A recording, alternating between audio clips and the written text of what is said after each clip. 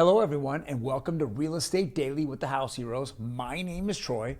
We go over the latest news in housing, real estate, and mortgage virtually every day. We had a little technical glitch yesterday, so we couldn't get it in, but we're getting it in today. Looks like we're good for the rest of the week. What we like to do is kind of go over the latest news that's happening here, and we can just jump in right away. It's kind of been a crazy week. I know the stock market's gone down, crypto market's taken a pop. There's so much news coming at us left and right, but I'll go over some of the more major news that we're seeing here. First one is with CNBC, and this happened today. It's what Biden's proposed limits to 1031 exchanges mean for investors and the economy. So what he's proposing is that he's now limiting more and more income that you can receive or profits you can receive that are tax deferred. So the less that happens, the more taxes, more equity that you sell off will become taxable event. And so he's been squeezing it. I know that in his campaign he had mentioned that before. I'm not sure what he's doing when talking about this. I think he should kind of leave it all alone. It's been working for years, and it creates the housing market. It creates sales for agents. It creates loans for lenders, escrow officers. It creates so much for the economy. Yet, of course, he wants to grab it by the throat and choke it off, and it's ridiculous. I mean, what anyone would do on a tax, on a kind of a 1031 exchange, they just wouldn't do it now. I mean, you less and less people will be doing it, so there's less and less transactions, less and less money flowing in the economy. It just doesn't make any sense. I think this is just another ploy that he has, that he's wanting to get around. I'm not sure he even realizes what could happen. What's the collateral damage from this? But yeah, you'll just have less real estate transactions and less real estate property for sale. Next is Fed Meister cast doubt on need for shock interest rate hikes ahead.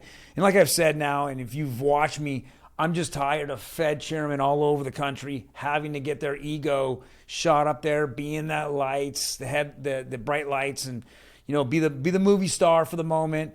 They just can't keep their mouth shut and just have meetings once a month and go over the meeting and then have the Fed chairman Powell give out the information. No, they all have their own opinions. They got to give them out. Now, she said that I don't think a 75 basis point hike is needed, but then again, you heard another one, you heard a couple others that said they need something that's significantly high. So we're seeing all kinds of conflicting information. It's just causing the stock market to be a mess, and literally what's happening is people on risk assets, such as the stock market and or like crypto markets as well, it just pulls people back in and pulls their dollars back in their bank, and they become a lot less risk averse. The problem is that with inflation, your dollars being pulled back in your bank is just decreasing that as well. So it decreases the dollar buying power. Doesn't make sense. We'll go over this more on May 4th when they all get together. They're going to come out with what they feel they should do. Odds on a 50 basis point rate hike.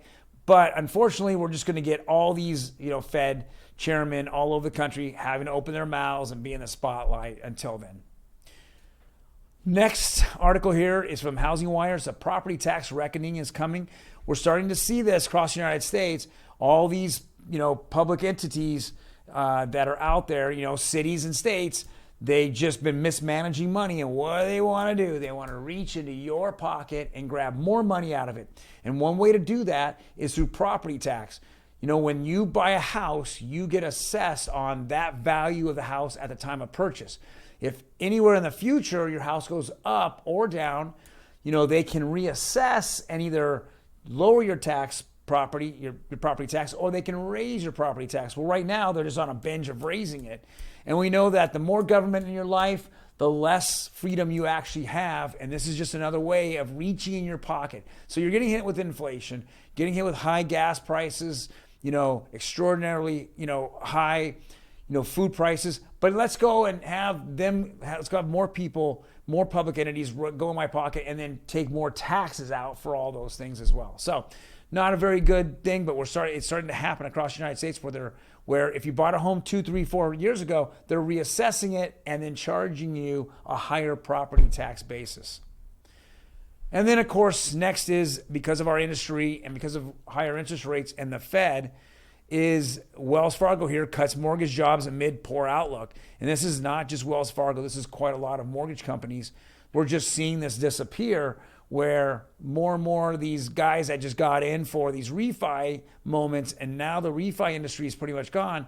We're just seeing, we're seeing them laid off or let go, processors,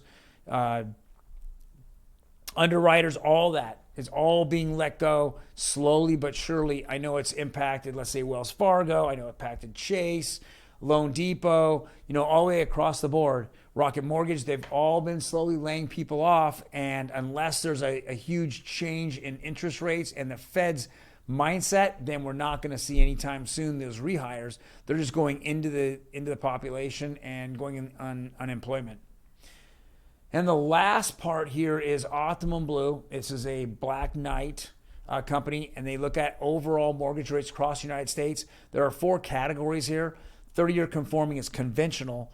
It looks like it went up 6 basis points to 5.34, so that kind of taking a hit.